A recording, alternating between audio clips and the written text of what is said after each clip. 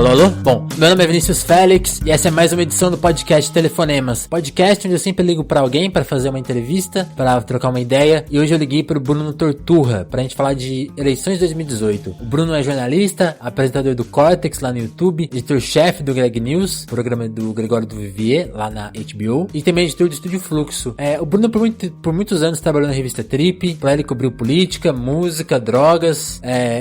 O Bruno foi um dos primeiros jornalistas a mexer com streaming lá em 2011, quando ele começou a cobrir manifestações de rua com o celular na mão. É um trabalho de jornalismo em rede que foi na articulação que criou a Mídia Ninja no fim de 2012, um trabalho que ia ter projeção nacional nas manifestações de junho de 2013, você se lembra bem. E, bom, depois disso o Bruno se afastou da Mídia Ninja, foi criar o Estúdio Fluxo, que eu já mencionei, foi pensar em novos modelos econômicos e de formatos para o jornalismo, que é o trabalho que ele faz hoje, em paralelo com o trabalho lá no Greg News. Bom, esse é um resumo muito breve sobre tudo que o Bruno faz.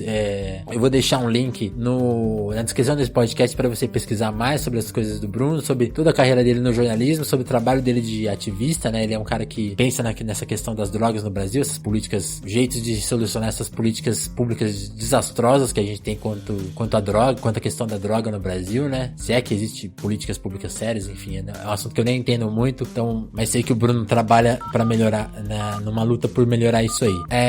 Como eu mencionei, né? Esse é um podcast onde o tópico vão ser as eleições de 2018. A gente fala delas tanto do ponto de vista eleitoral, pura e simplesmente, quanto o aspecto jornalístico, o aspecto da internet nessas eleições, várias coisas, assim. É um assunto que também, que de certa maneira acaba falando da carreira do Bruno, né? E melhor do que falar sobre é te levar direto pro nosso papo, certo? Vai aí, mais Telefonemas no ar, compartilhe, seja lá onde você estiver ouvindo a gente. O importante nesse momento é você compartilhar este podcast, certo? Então, com vocês, Bruno Torturra.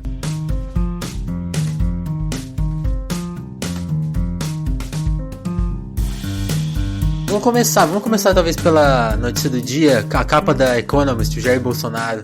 Você acha que avaliação você tá fazendo? Você acha que ele pode cair no segundo turno ainda? Você acha que ele já é um nome garantido no segundo turno? Vai ter segundo turno?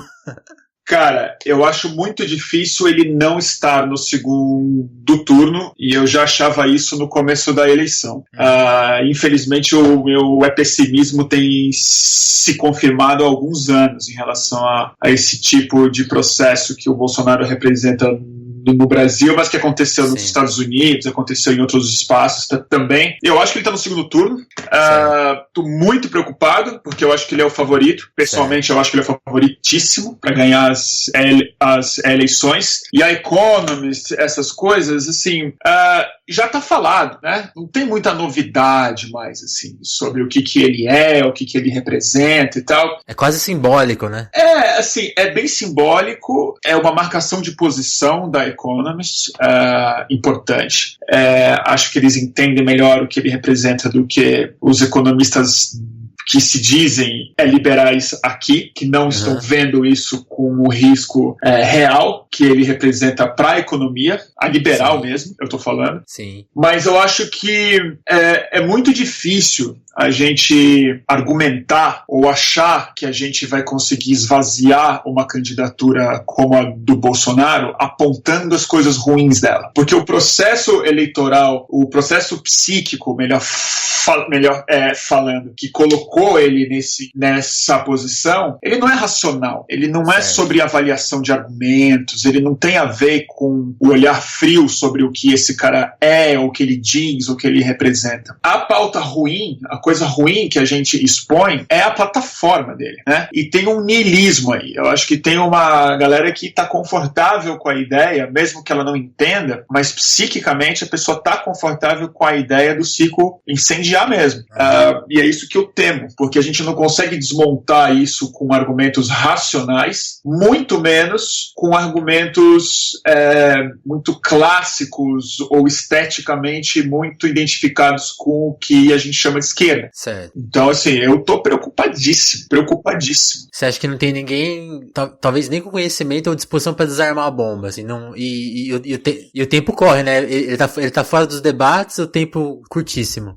Assim, a pessoa que era o melhor cabo anti o Bolsonaro era o Bolsonaro na Rede Globo. O Bolsonaro, quando ele é visível, ele se expõe muito, muito mais. Então a facada... Ele espanta, né? Ele espanta. Então eu acho que não é que ele espanta, eu acho que fica claro o quanto ele é burro.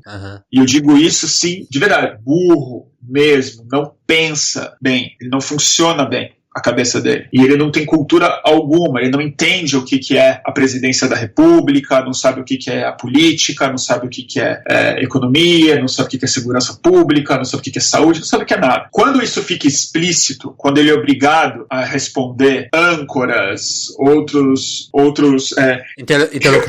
interlocutores, exatamente, isso talvez fosse a fragilidade do cara, porque é ele falando para os seus fãs, né? E talvez as pessoas pudessem avaliar isso, talvez, com alguma clareza. A facada, mais do que gerar empatia, que eu acho que não aconteceu, as pessoas não ficaram exatamente com pena do Bolsonaro, mas eu acho que o bom para ele da facada não foi a empatia, foi o silêncio que a facada impôs a ele. E ele vira esse mito, ele vira o equivalente do Lula mesmo, o cara que tá sumido, o cara que vai aparecer na hora certa e resolver todos os problemas do país. Então acho que compôs a imagem mitológica dele e heróica dele. Fora os 30 minutos de Globo a mais que ele ganhou, né? Todo dia, quase. Todo santo dia. E você perde no mínimo uma semana aí pra você agredir um cara que tá na UTI, que é o que os candidatos tinham a missão de fazer, esvaziar ele, principalmente o Alckmin. Então, assim, eu acho que a situação é muito preocupante. Eu acho que tem tempo.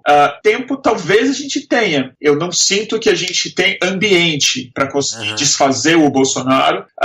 Eu sinto que a imprensa ainda tá fazendo um trabalho muito aquém da sua responsabilidade nessa história toda, e ainda colocando ele como um candidato, não digo comum, mas sem o devido alerta para os riscos reais que isso representa. E aí estamos nessa situação. Você acha que um risco real, assim, acho que eu tava vendo uma fala da Marilena Chauí esses dias sobre totalitarismo, como o totalitarismo se esconde no papo neoliberal, né? Sim. E ela fala muito da figura da instituições, organizações. E como o fim da instituição é fatal para a democracia, né? E uma das figuras aí de um governo Paulo Guedes Bolsonaro é a figura do superministério, né? Tipo, não tem ninguém tratando desse tema com susto, né? Com medo, né? Na imprensa tradicional, né?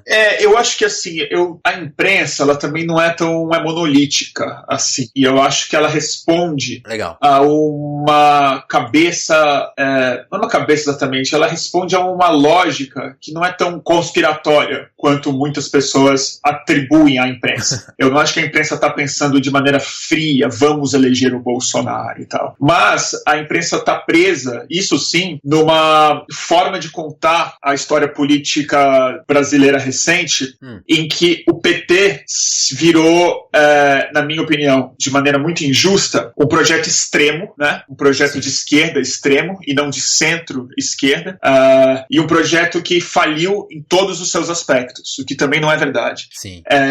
O fato é que você repetir isso por muitos anos, e novamente, eu não estou falando a imprensa como uma instituição única, não estou falando que todo repórter da Rede Globo, da Folha, do Estado faz isso, mas esse é o subtexto que está implícito num senso comum que a imprensa criou ao longo de muitos anos, né? E isso você não desconstrói rapidamente. Então, o superministério ou o autoritarismo econômico que o Bolsonaro pode impor no Brasil, de alguma forma, ele é uma resposta natural a uma...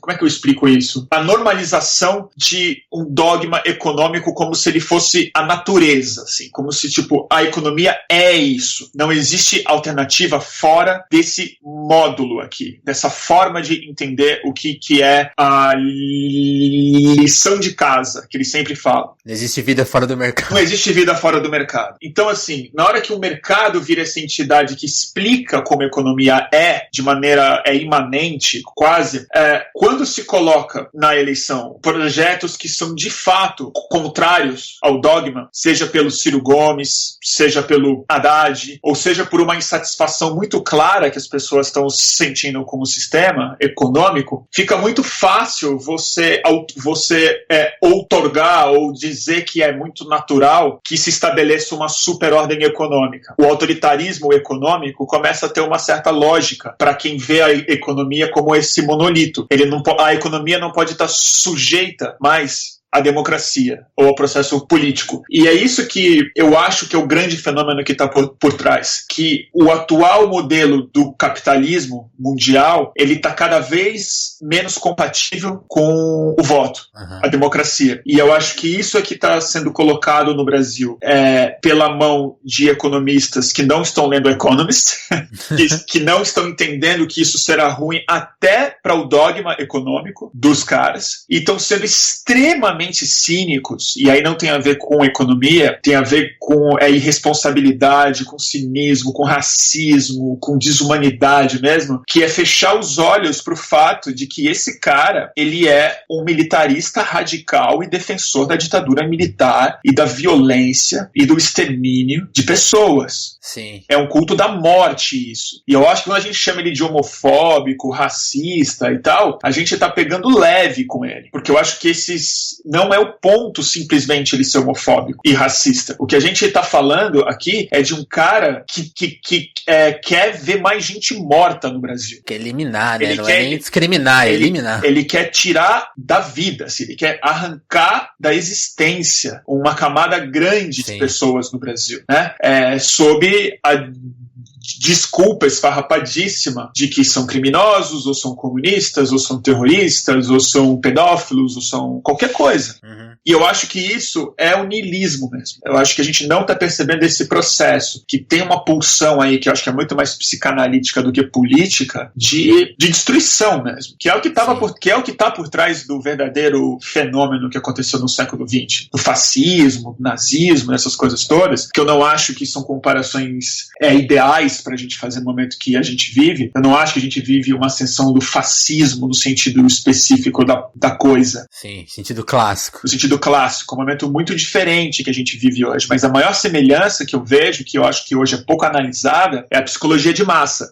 Isso sim, a psicologia de massa é um fenômeno que está se expressando hoje de maneira muito perigosa, como se expressou outrora como fascismo, como nazismo, como o comunismo em alguns momentos, né? Claro. Então, assim, eu acho que eu tenho uma coisa nova, eu posso estar soando muito alarmista ou muito pessimista, mas eu estou pessimista, mas eu acho que o fenômeno clássico que a gente vê aqui, ele é difícil de ser observado no presente, que é o tipo de psicologia de massa que aí pessoas que não são analistas políticos conseguiram entender de maneira muito mais clara. O Reich, o Freud, o Erich Fromm, pessoas assim. E é uma lógica, assim, que se a gente imaginar, essas pessoas que compram essa ideia, imaginando assim, a pessoa que compra a ideia do Bolsonaro sem analisar o todo, realmente ela só vai sentir talvez na pele quando tiver no cargo mesmo, né? Ela não vai conseguir pensar no futuro, olha, se entender, né? Entender esse problema que é conjunto, né?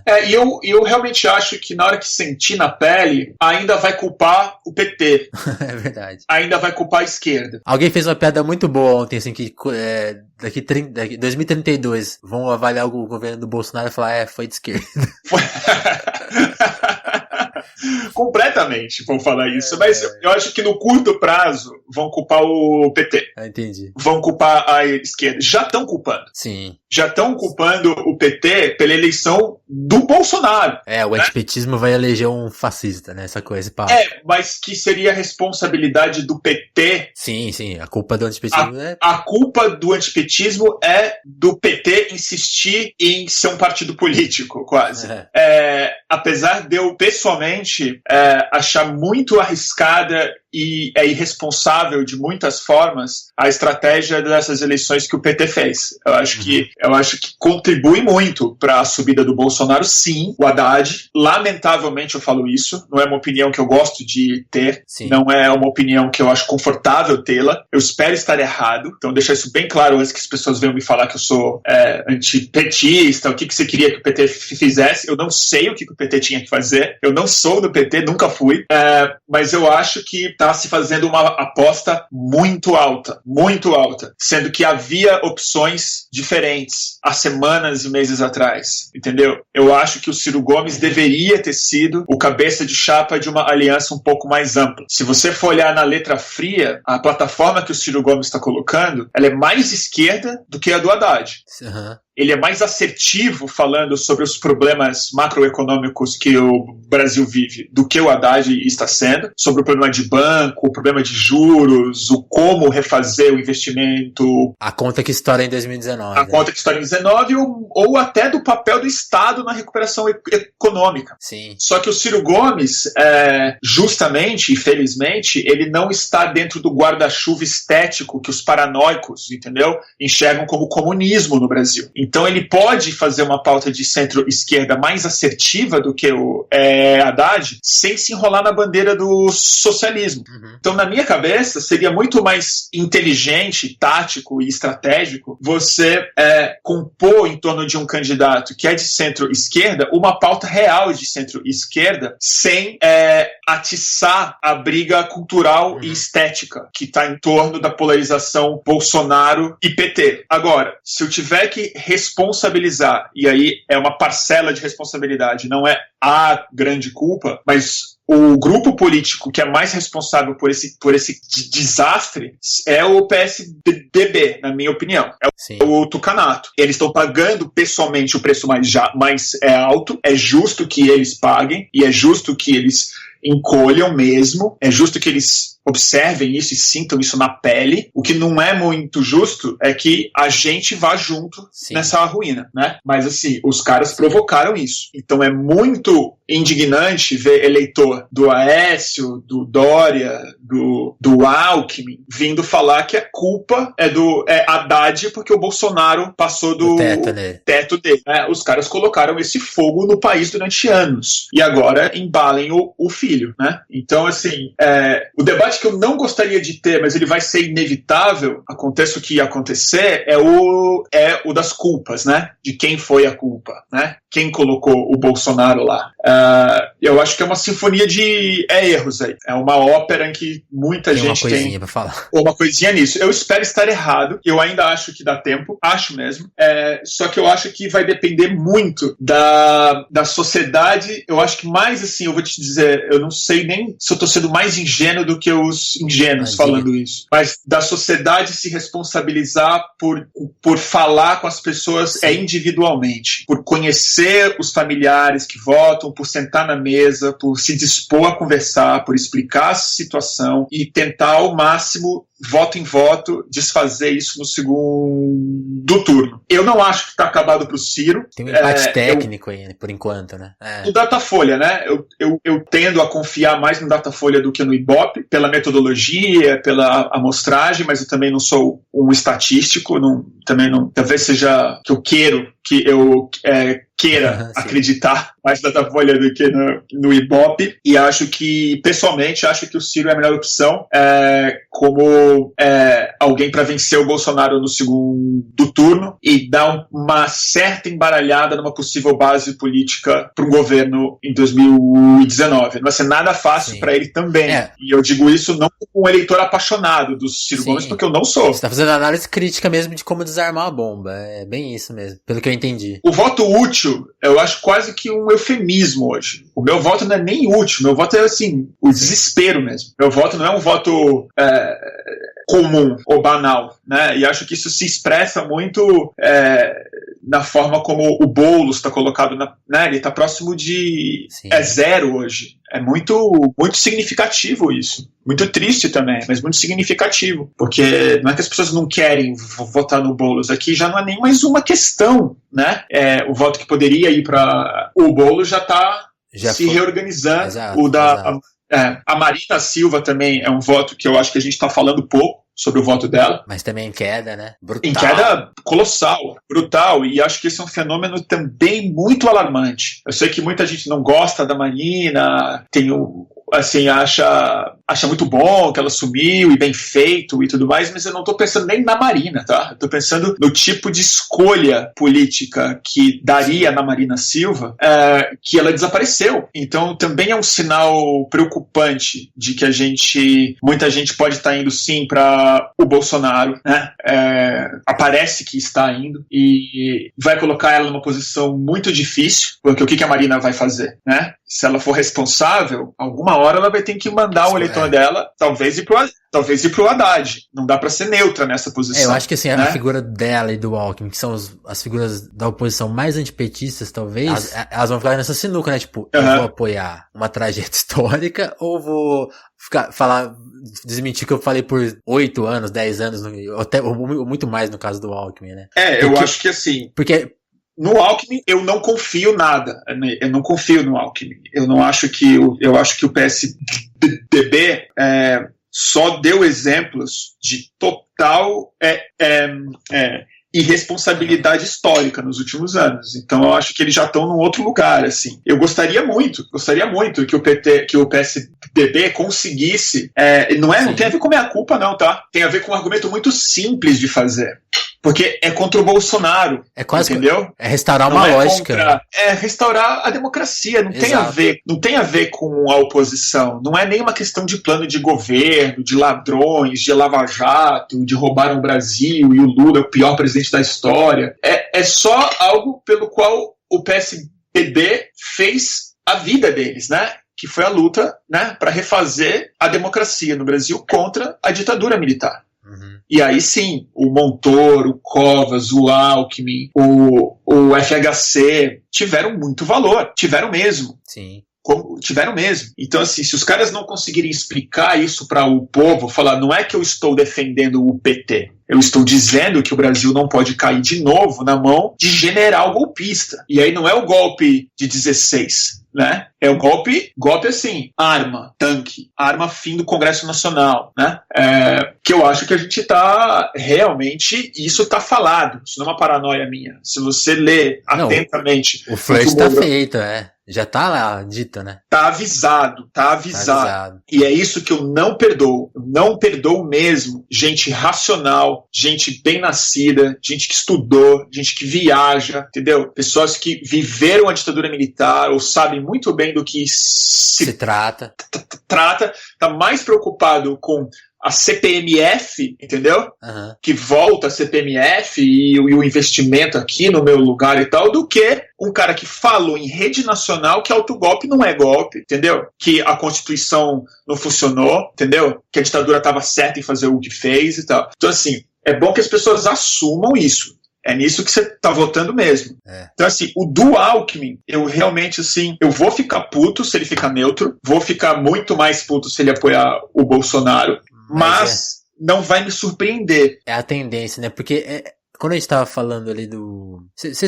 acho que quando você falou de tá na nossa mão, na mão da sociedade evitar isso, eu acho que você tá muito certo na análise, porque, tipo, nenhum partido político vai assumir a bronca de ter esse passo...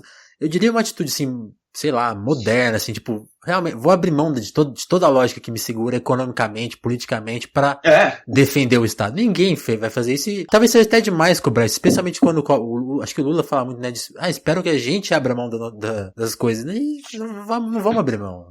É claro, e assim, pedir isso pra o Lula, eu acho assim, eu gostaria que ele tivesse tomado outra atitude, sim, eu gostaria mesmo, que ele estivesse indo pra base e não pra cabeça de chapa. Acho que o messianismo em torno dele que foi criado não é bom, não é saudável. Rivaliza, né?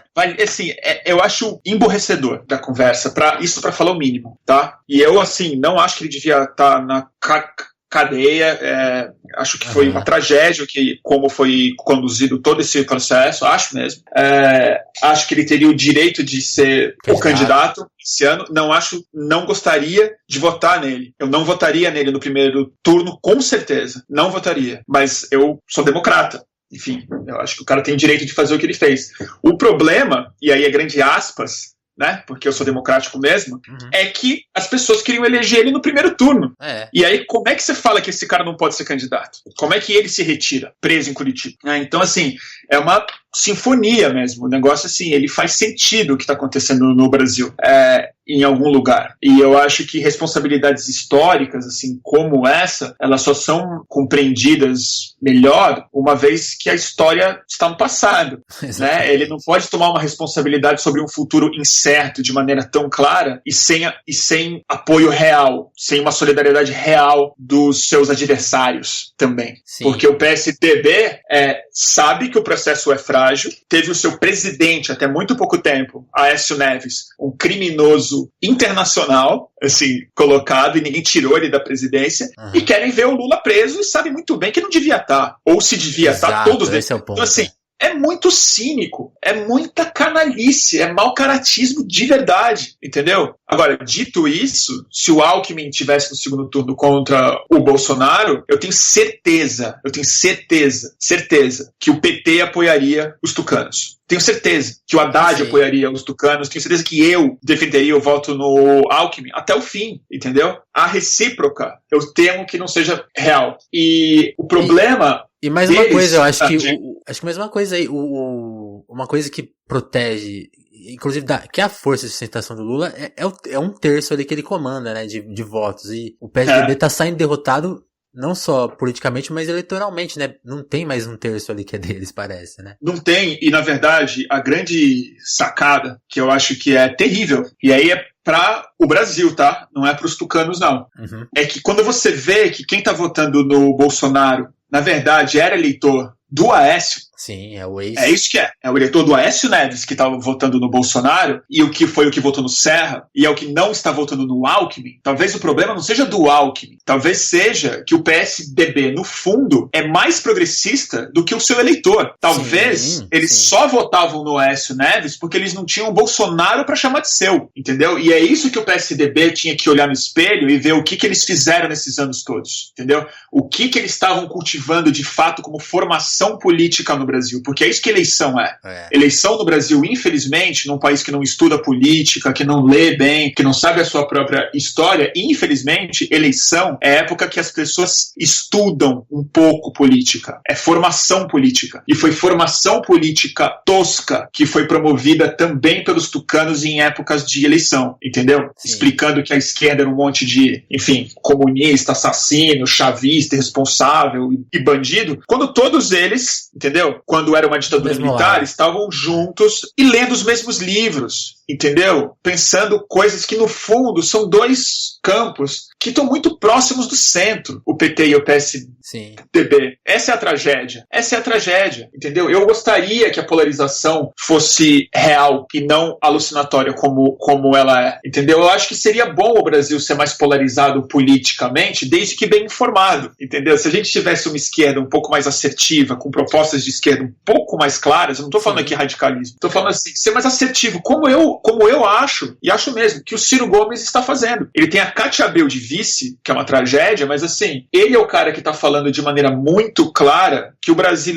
Brasil tem uma plutocracia, que o Brasil tem o baronato, que o baronato está dando tiro no próprio pé, que o que os bancos estão fazendo no Brasil é extraindo o pouco de excedente de grana que ainda tem pro consumo, que é o que gera emprego. Então, assim, ele tá falando coisas que são muito óbvias para alguém que se considera de esquerda, pouquíssimo radical. Não tem nada aqui de desapropriação, de expropriação de propriedade de ninguém tá falando nada, ninguém tá falando de espalhar isso pela América do Sul. Tanto é que ele é nacionalista, ele é por tarifas e tal. Assim, é uma loucura. É tão louco que ele tentou abraçar o agronegócio, e o agronegócio meio que... A Cátia Abreu pode ter virado a vez dele, mas uma parte ali já expeliu ele na hora, chegou a vaiar ele nessas reuniões que eles fazem ali pra... Essa é a conversa. É isso que é duro. Tudo é niilista. E é tudo um jogo de identidades, eu acho, no fundo. Acho que isso foi uma coisa que a internet realmente agravou no Brasil. Que até quem tem interesse econômico e político direto no jogo como um ruralista, por exemplo, que depende de subsídio. O ruralismo no Brasil é absolutamente... Ele precisa do Estado interventor o tempo inteiro. Ele precisa de uma economia muito influenciada pelo papel do Estado. Muito, muito, muito. Azeitada pra ele, né?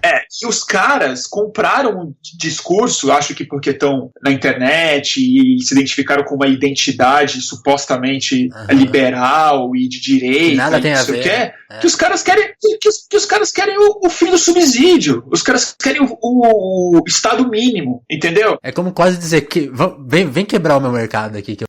Assim, é muito louco. É muita loucura. E é por isso que eu falo, é niilismo. Tem uma coisa meio suicida nesse processo, que não é uma disputa política concreta. É real, não é ideológico, entendeu? Eu acho que a galera tá pirando, tô falando sério. A galera tá pirando. Eu acho que aí tem muitos pontos de contato, mas eu queria que a gente tocasse em um. Você acha que isso tem a ver com a lógica de consumo, essa coisa meio entretenimento que a política virou? Porque acho que a gente precisa tocar num ponto aqui que é voltar a falar um pouquinho de imprensa. A campanha acho que nunca teve tão... Eu tava ouvindo isso, algumas pessoas falando assim, a campanha tá na tela, né? Não tá na rua. Os candidatos estão dando... Tem sabatina todo dia, sabatina de uma... Eu não sei quem vê isso na íntegra, assim. A gente até acompanha, mas eu fico imaginando... Eu vejo, infelizmente. Mas eu fico imaginando quem trabalha, quem não tem uma hora ali por dia pra ficar vendo um cara falar. Não tem. Mas tem essas sabatinas, tá tudo na tela, mas tipo assim, as pessoas talvez não estejam consumindo exatamente esse produto que a mídia tradicional tá fazendo. Tá consumindo também o WhatsApp, meme. Eu queria que você falasse um pouco da sua análise. Como que esse entretenimento também tá estragando a discussão? Se é que existe uma discussão real, existe uma discussão muito assim do meme, da tirada, né? Tem essa lógica também? É um ponto de contato que vai explicar esse niilismo? Eu acho que é uma pergunta excelente, de resposta muito complicada. Eu acho o seguinte, tá? E eu tô pensando alto, eu realmente não tenho certeza sobre essas coisas. Também tô aqui. Só assim, eu tô no meio do maremoto tentando avisar, assim, aonde é o norte, entendeu? Eu realmente não sei, mas eu vou tentar dar um chute. Bora lá. Primeiro assim, entretenimento é uma palavra ótima que você usou, mas eu acho que ela também não explica tudo. Eu acho que assim, a prova real de que a gente não vive mais num ambiente de comunicação como o que a gente se habituou a construir, toda a regra da campanha, ou os paradigmas de campanha, as convicções todas de campanha, ele desapareceu completamente. A maior prova disso não é nem que as pessoas não veem as sabatinas, é que o Alckmin derreteu. E o Alckmin fez o que todo mundo tinha que fazer: tempo de TV. Você liga a TV, você vê o horário eleitoral e tal. Olha, eu vou te falar, eu sou um junkie de política, tá? E eu digo isso assim, eu não acho que eu sou um bom analista político, não acho que eu sou nem um bom ativista, não acho mesmo. Mas, infelizmente, eleição eu vejo como se fosse a Copa do Mundo. Tamo junto. Desde criança, é horrível isso, entendeu? Eu era pequenininho, eu gravava VHS com horário pra eu rever. Aí é sério mesmo a coisa. Eu sei até hoje os jingles de campanha, de eleição, de prefeito, antes de 89, entendeu? Quando eu tinha, assim, 8 anos de idade, 9 anos de idade, eu via mesmo. E todas elas eu vi. Esse ano eu me peguei vendo anteontem, pela primeira vez, o horário gratuito. Pela primeira vez. Eu também vi esses anteontem. dias. Eu não tinha visto. Isso pra mim é uma loucura. Porque eu naturalmente, toda a minha vida, eu parava pra assistir como se fosse a final da Copa do Mundo todos os dias. Não falem comigo. Eu vou ver a TV e vou ver cada propaganda política. Eu vi pela primeira vez anteontem. Isso pra dizer que se eu abandonei o horário, todo mundo abandonou. Imagina Todo mundo Imagina quem é junk. Mas isso não é o mais importante. O mais importante é que as pessoas estão vendo o horário eleitoral gratuito. Ele não é mais a meia hora antes entre o Jornal Nacional e a novela, ou melhor, antes do Jornal Nacional. O horário hoje são as 24 horas, e é por isso que as pessoas não estão vendo. Exato. Não é porque elas não veem mais Rede Globo, porque elas veem Rede Globo. A TV ainda é o principal meio de comunicação do Brasil, no sentido do entretenimento, vamos falar. As novelas, o jornal e tudo mais. Mas o horário político é o celular delas. E ele é 24 horas por dia. E o maior fenômeno que, na minha opinião, está acontecendo é que na internet as pessoas não são pessoas. Uhum. São perfil, entendeu? Sim. E isso é muito diferente. Parece uma coisa semântica, meramente, mas não é. Ela é ela tem a ver com formação de identidade, que é a coisa marcante na política, sempre. Só que quem está formando a identidade hoje não é mais a pessoa física, o cidadão ou o telespectador, é o perfil. A sua projeção digital em uma rede social. Seja o seu perfil, a sua arroba, o seu avatar, a sua fotinha no grupo de WhatsApp, entendeu? E o que um meme o meme ele não é sinônimo de uma imagem viral de internet. O meme é um conceito biológico e psicológico muito bem definido. E é isso que está acontecendo. São os memes, no sentido antropológico e bioevolutivo da psique humana, sim. que estão tomando o protagonismo da formação de identidades políticas no Brasil e no mundo. Quando você junta isso com uma sociedade que está espremida economicamente, muito pouco conhecimento histórico, né? E é razoavelmente brava, né? Isso é uma sinfonia perfeita para o tipo... Para instalar o vírus. Para instalar o que eu temo, né? Então eu acho assim, a gente tem que pensar no perfil como o problema, como o eleitor que está fazendo escolhas muito precipitadas, baseado mais em questões estéticas do que questões éticas, no fundo. E é por isso que eu acho que a saída está na sociedade física, está nas pessoas conversarem individualmente com as pessoas fora do perfil. Então quando eu quero dizer falar com as pessoas, é realmente não responder o WhatsApp da família e ir lá falar. E ir visitar o tio, levar um bolo pro tio, entendeu? E conversar com ele racionalmente sobre a situação, entendeu? E explicar, e tentar fazer isso. Porque no perfil se projeta uma tag só, né? Você não projeta o cara ali, se ele põe a tag novo ali, parece que ele é uma barreira intransponível pra dialogar, né? Essa conversa nossa é prova disso. Diga. Por exemplo, eu tô conversando com você no Skype, e eu sei que essa conversa, ela vai ao ar. Então, não é uma conversa que a gente tá tendo bar. Eu não posso falar tudo o que eu penso. Mas eu estou falando quase tudo o que eu penso. Eu não estou com muito filtro. Eu estou dando a minha opinião sincera e real sobre o medo que eu tenho do PT no segundo turno, sobre o Ciro Gomes, sobre o Bolsonaro, sobre tudo. Eu não digo isso, eu não digo 1/20 disso na rede social. Porque na rede social eu sinto que eu não posso falar essas coisas, não porque eu serei mal compreendido, porque o meu avatar vai ser mal compreendido. Exato. Porque a minha projeção digital vai estar interagindo com outras projeções digitais, onde a sutileza do que eu estou falando aqui se perde, onde o contexto do que eu estou colocando as minhas frases, a entonação que eu estou usando, o meu tom indignado, a minha gagueira, tudo isso importa. No perfil, nada disso importa. Então, o máximo que eu consigo fazer é uma autoafirmação. Legal. E não um pensamento complexo ou mesmo inseguro sobre a situação. Então, assim, o pouquíssimo que eu falei no meu Twitter sobre achar mais seguro o Ciro Gomes no segundo turno, eu já tô tomando na cabeça, assim, de, tipo, ser chamado de paranoico, Regina Duarte, antipetista, uma série de coisas que aí eu prefiro nem mais me envolver. Entendi. Mas o fato é que a maioria das pessoas está disposta a esse tipo de conversa. E é ela que pauta, no fim das contas, o voto. Pra quem tá lendo, talvez seja até saudável, assim, do ponto de vista, assim, tipo, que a gente tá, talvez fazer uma leitura mais crítica, né? Tipo assim, às vezes a gente fica se sentindo talvez muito mal, tipo, nossa, eu não acredito que esse meu amigo tá aqui defendendo o Bolsonaro, mas talvez essa leitura crítica ajude também esse ponto de vista, né? Tipo, não, talvez ele também tá se projetando ali, ele tá, às vezes ele não fala uma coisinha a menos, justamente pra não ter que ouvir, então você vai votar no Lula, então, esse papo, né? Exatamente. Isso vai empurrando as pessoas aí as pessoas físicas vão ficando mais parecidas com as suas projeções do que o oposto. E é isso que eu sinto que está acontecendo. Isso pra mim, eu vou te falar rapidamente, só para não escapar o raciocínio. Eu acho que esse foi o grande fenômeno de junho. Mais que qualquer análise política fria que se faça sobre junho, eu acho que a coisa que mais me sobrou daquele tempo foi o perfil começou a tomar o protagonismo. A autoafirmação. O que se chama de protagonismo pessoal, eu não acho que é um protagonismo da pessoa, mas é um protagonismo da sua projeção para os outros, do perfil. Foi o perfil que começou a se tornar o grande interlocutor política no Brasil, e eu acho isso um problema. Bruno, tanto que, e aí falando em atitudes, não quero te pôr aqui talvez como, talvez soe errado, talvez, não sei como isso vai soar, mas quando a gente fala de tomar atitude, não sei se é a atitude certa, mas tipo, de fazer uma avaliação e ter coragem talvez de descolocar, mas se descolocar, você justamente matou o seu perfil no Facebook, né, que era o perfil que que era em 2013, você ficou muito exposto, ganhou muita audiência, você foi lá e matou esse perfil, né? Tem a ver com essa conversa, Sim, né? Tem tudo a ver com essa conversa. Ela é fruto exatamente dessa minha percepção.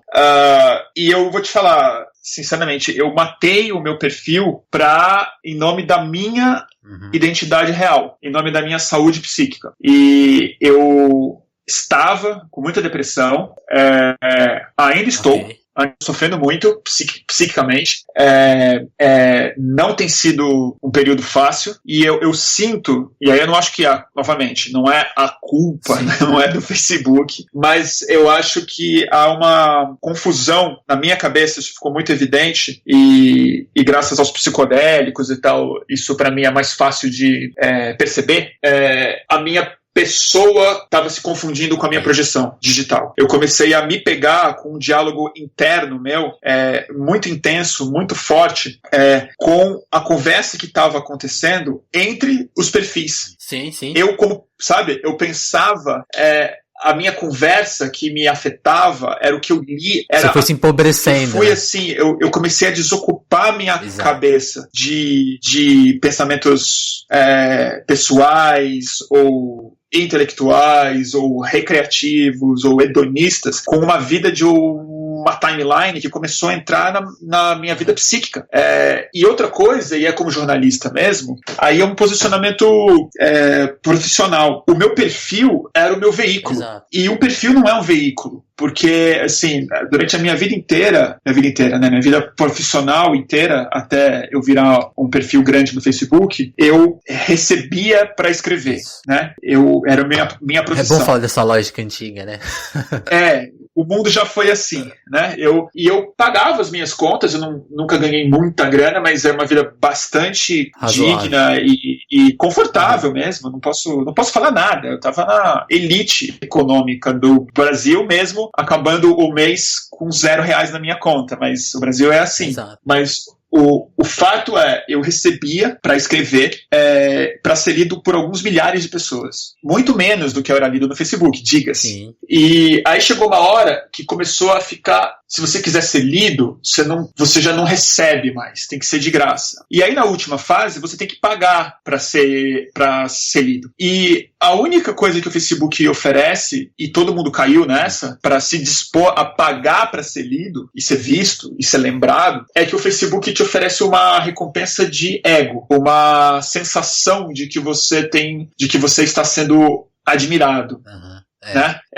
O que é bom, é parte importante da vida psíquica de qualquer pessoa do século XXI, que é um século muito narcisista e tal, mas é importante mesmo, as pessoas gostam de ser reconhecidas, isso é bom. O ponto é que não passa disso, e para o jornalismo, é fatal. Pro tipo de função social que eu acredito que a minha profissão deve exercer, a arquitetura digital do Facebook, ela é a pior possível. Você não indexa, você não busca, você não contextualiza, você não prioriza de acordo com a relevância. Você prioriza de acordo com o interesse que o Facebook tem de manter as pessoas 100% do tempo delas dentro do Facebook. Exato. E aí, assim, eu resolvi matar o meu perfil do Facebook, sim, perfeitamente consciente de que eu ia perder alcance, de que as pessoas iam me ver menos. Por onde anda o Bruno?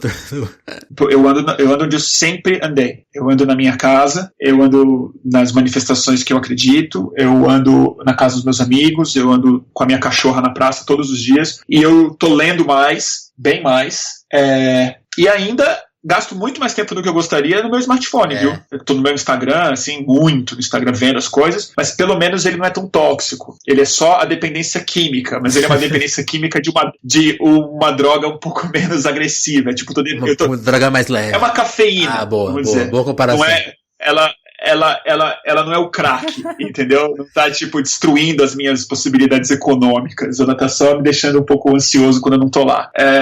eu acho isso do Facebook, acho que também, por tudo isso que eu falei, não vou me estender mais, sim. Mas eu acho que foi uma atitude correta, não me arrependo. Eu lamento um pouco que eu realmente, assim, nessas eleições, por exemplo, eu considerei estar de volta no Facebook para poder falar algumas coisas e me expressar, mas logo eu desisti. Agora, quando a gente falando de veículo, você tá trabalhando no Greg News, né? Quais são os seus veículos atuais? Assim, você buscou fazer uma coisa com o Fluxo, que eu acho que é uma conversa muito complicada que acabou não conseguindo, talvez, ser traduzido da melhor maneira. Tem uma frase sua ótima ali no Roda Viva de 2013 que, tipo, tudo bem, aí você estava se referindo à Mídia Ninja, mas eu acho que se aplica a todos os outros projetos, e não só aos seus projetos, mas aos projetos de todo mundo, né? Os fatos estão atropelando qualquer possibilidade de se trabalhar a longo prazo, né?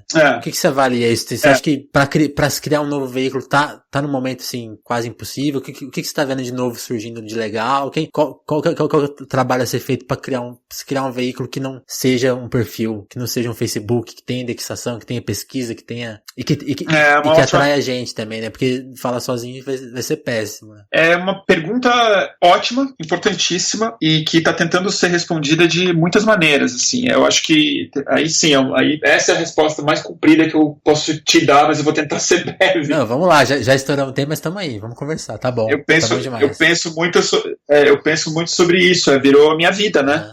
Desde antes da Mídia Ninja, essa é a resposta que eu tô em busca. Virou uma missão pessoal terrível. E eu não desisti dela ainda, mas eu tô tendo que me cuidar pessoalmente. Então, por isso que eu dei 3 passos atrás em relação ao fluxo, em relação a trabalhar em coletivo, juntar com mais pessoas, e aí tem a ver tem a ver mesmo com a minha depressão, com o meu processo individual. Mas vamos lá, eu acho o seguinte, não tá uma hora muito boa para empreender no jornalismo. E eu digo isso como um mau empreendedor, tá? Eu não tô falando que eu fali com um projeto incrível. Eu acho que eu montei projetos muito legais, eu sou orgulhoso deles. Do Estúdio Fluxo, quando ele era realmente um estúdio, ele estava no centro de São Paulo, tinha equipe, tinha tudo mais. Eu me endividei, eu investi de grana nisso, mas ele não deu certo financeiramente, nem perto disso. Mas eu também sei que eu sou um péssimo empreendedor. Eu não ia atrás de grana, eu não gosto de ir atrás de grana. Eu não sei ter conversas comerciais, eu me sinto muito desconfortável e eu prefiro procrastinar e entrevistar alguém. Outra questão, que aí eu acho que é mais importante, muito mais do que a minha questão pessoal, o exemplo que eu tenho para dar, é que a gente abandonou a web em troca de likes. Isso é importante. E é importante lembrar, é importante que a internet o Facebook não é a internet, e a web, ela é algo que eu tenho a alegria de ser velho o suficiente para ter entrado na internet em 1995 e não ter saído nunca mais, e de ter visto as bases filosóficas, culturais e comunicacionais do que a web representava naquele tempo. E a web, ela é realmente assim, eu acho que a gente vai recuperar ela. Se tudo der certo. Se tudo der errado, a gente não vai recuperar ela.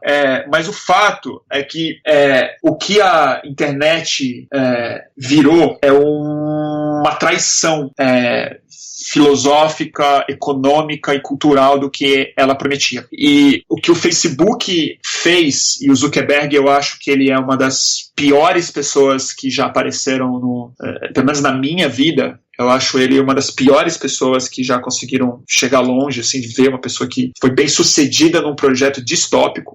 Ele traiu a web inteira. Ele desindexou, ele acabou com a neutralidade, ele acabou com a busca, acabou com o hyperlink, acabou com a lógica de wiki, acabou com o software livre e com algo que era muito importante, que era fazer com que as pessoas minimamente customizassem os seus blogs, os seus sites. o perfil que a pessoa tinha antes era muito mais interessante. Primeiro, não é porque você tinha que programar nada, mas vamos dizer uma coisa. Sim. Pensa numa coisa óbvia, tá? O seu Facebook, ele não pode ter outra cor, tá? Eu não tô falando nem de sofisticar código, eu não tô falando de software livre, eu tô falando assim, eu quero que ele seja amarelo. Não dá.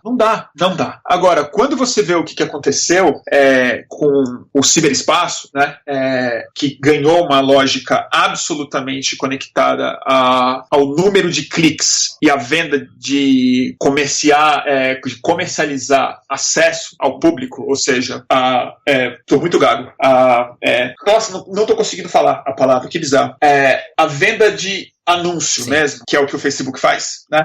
Quando você transformou isso no maior capital econômico de todo o ciberespaço, o jornalismo se fudeu. Esvaziou, né?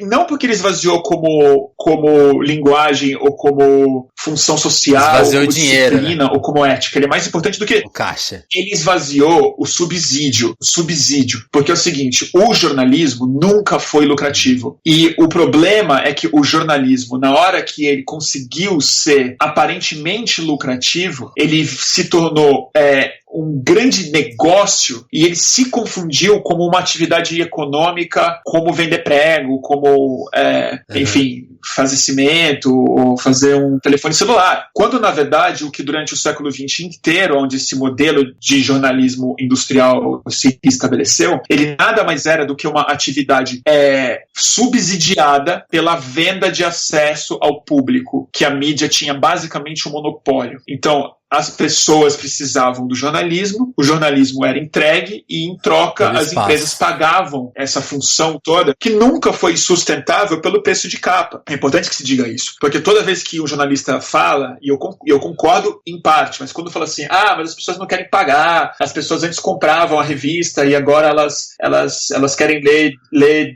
de graça. Não era o preço da revista que pagava, nunca foi. Ele não pagava nem a impressão da revista. O que pagava era o anúncio que estava lá. O fato é que na hora que a gente foi para a internet, sem senso crítico, e o Facebook é só uma parte importante disso, mas mesmo quando os portais foram criados, o modelo do UOL, as pessoas não entenderam que a mudança do ciberespaço, ela tinha que ser de paradigma e não de adaptação. Então, quando os caras adaptaram anúncio num banner na home do UOL, ou um comercial de 15 segundos no começo do seu YouTube e tudo mais, isso é paliativo e vai desaparecer. Porque o acesso ao público que essas empresas precisam, ele rapidamente vai ser muito mais fácil e barato e eficiente se elas forem direto para o ciberespaço sem a mediação dos veículos de imprensa. E aí falar de credibilidade, que a marca quer ser associada com uma marca com uma jornal de credibilidade, isso é balela. Fake news é a marca quer vender, tá no ninho. Fake news é mato. E aí, assim, a gente segue nessa mesma lógica, e aí eu faço uma crítica aos veículos independentes também, e aos perfis também, e aos jornalistas também. A gente tá caindo no conto do vigário do Zuckerberg. A gente quer clique, a gente quer só audiência pela audiência. A gente quer ostentar o número de seguidores, o número de likes, entendeu? E isso não resolve nada. A minha opinião é que a gente precisa reatrelar relevância à recompensa econômica. E isso só vai acontecer se a gente fizer duas coisas, eu acho. Recuperar a web como o lugar mais importante da gente estar, entendeu? E usar a rede social incidentalmente para tentar puxar as pessoas de volta para a web e abandonar a rede social como ela está estabelecida o mais rápido possível, mas o mais importante é criar ferramentas econômicas digitais programadas para substituir o like por mini doação. Isso vai mudar completamente a lógica, porque se a gente dá por exemplo, eu dou um like em muita coisa, tá? Mas não necessariamente tudo que eu dou like ou dou um clique, melhor falando, eu estou disposto a dar um reconhecimento financeiro. Mas muita coisa que eu dou um like, eu estaria disposto a dar um reconhecimento financeiro, e eu só não dou esse reconhecimento porque o único botão que eu tenho é um coraçãozinho. Na hora que a gente pegar essa economia da relevância e do compromisso público como informação de qualidade e criar uma recompensa customizada ao tipo de interação que a gente tem com o conteúdo, a gente vai começar a recriar uma viabilidade econômica para o jornalismo. Eu não acho que hoje é a melhor hora para fazer isso, porque precisa de capital. Então, assim, o Nexo, por exemplo, que eu acho um exemplo formidável no Brasil, de jornalismo de qualidade, relevância, de digital, com assinatura, com pagamento e tudo mais, ele teve um investimento muito sólido. Inicial, ele teve um investimento econômico responsável, inicial e com plano de negócio e tudo mais. Os jornalistas não têm capacidade de fazer isso. A gente é mau empreendedor, a gente é muito duro por vocação, né? E quem é um capitalista hoje, pensando em lucro, o cara não vai investir em jornalismo, mas nem a pau. Nem a pau. Então eu acho que aí a gente tem que pensar de novo no jornalismo, não como uma atividade com fins lucrativos, mas assim, vai ter que ser algo economia B, função social, assim, pensar outras coisas. O cenário não é bom, principalmente no Brasil, porque a gente já lia pouca imprensa antes da internet aparecer. A gente já não é uma sociedade que valoriza o jornalismo muito, e o jornalismo não fez por merecer também no Brasil, em grande medida. Mas assim, o meu otimismo, aonde ele está? O meu otimismo está na história. Vou dizer por quê. Eu acho que o ciberespaço hoje, a internet hoje, ela está no feudalismo. Ela está numa idade em que a gente não tem autonomia política dentro dele mais. O fato da gente não ter acesso aos algoritmos do Facebook, o fato da gente não votar nos boards que falam como os algoritmos vão ser estabelecidos, e esses espaços, eles definem a nossa vida social, econômica e política dentro do ciberespaço. Esses caras, eles são donos de feudos, e a gente é servos, o cliente do feudo. Servos ou os clientes mesmo, a gente está lá, a gente não é escravo exatamente, mas a gente não tem alternativa. A terra é do cara e a gente tem que trabalhar nessa terra a troco das migalhas que ele está disposto a oferecer. E o trabalho que eu estou falando aqui é no sentido literal do trabalho, tá? Não é no trabalho emprego, é tempo, energia e investimento que gera aumento de riqueza e produção. Isso é trabalho. Isso a gente está trabalhando de graça para esses grandes grupos do ciberespaço. Na hora que essa ficha cair, na hora que a gente tiver consciência, literatura suficiente para isso, a hora que a cultura souber traduzir isso para a massa, a gente vai ter uma carta magna do ciberespaço, uma declaração de independência sólida, uma instituição democrática, a hora que a nossa projeção digital não for mais um servo de grandes empresas, mas for um cidadão projetado lá dentro, e a gente demandar que o espaço digital seja politizado e regulado e democrático como o espaço físico a gente talvez consiga uma coisa bem mais interessante do que a gente tem. Mas o que demorou muito para fazer no espaço físico, a gente precisou de milênios para transformar a rua no espaço público. Acho que a gente vai conseguir fazer isso mais rápido com o ciberespaço, se tudo der certo. Eu até cliquei aqui, assim, pra quando você fez a comparação com o feudal, eu fui aqui no Google, crise do sistema feudal, eu fiquei vendo aqui as coisas. Porque, não, tem pontos de contatos, ó. Eu peguei uma lista muito tosca, que é a primeira, ó. O renascimento comercial impulsionado pelas cruzadas. A guerra, vai ter uma guerra com o sistema feudal em breve, então. Vai. Ela já começou. Mas tá... Ela já começou, né? A gente estava mais bem posicionado há 10, 15 anos atrás. Verdade. O Brasil era a vanguarda disso. Na época que essa guerra não era tão... Vanguarda, a gente era. Era a promessa, né? Juca Ferreira, Gilberto Gil, John Perry, Marlon aqui no Brasil e tal. Mas... o que eu quero dizer com isso? O feudalismo, ele não acabou com uma revolução. O povo não foi pra rua falar, fora feudalismo, né? Queremos o capitalismo. Ele acabou porque ele foi organicamente substituído por modos muito mais eficientes de troca e de organização. A burguesia não precisou fazer uma revolução em cima do senhor feudal. Ela só criou modos de produção de riqueza mais eficientes e dominantes sobre o feudalismo. Eu sinto que essa é a nossa tarefa. A gente vai ter que criar sistemas de produção de trabalho, de riqueza, economias, formas de organização política que superem o feudalismo que a gente vive no ciberespaço hoje, por fora dele, e aí chega uma hora que ele simplesmente não vai fazer sentido mais que seja ele o centro da conversa política e econômica.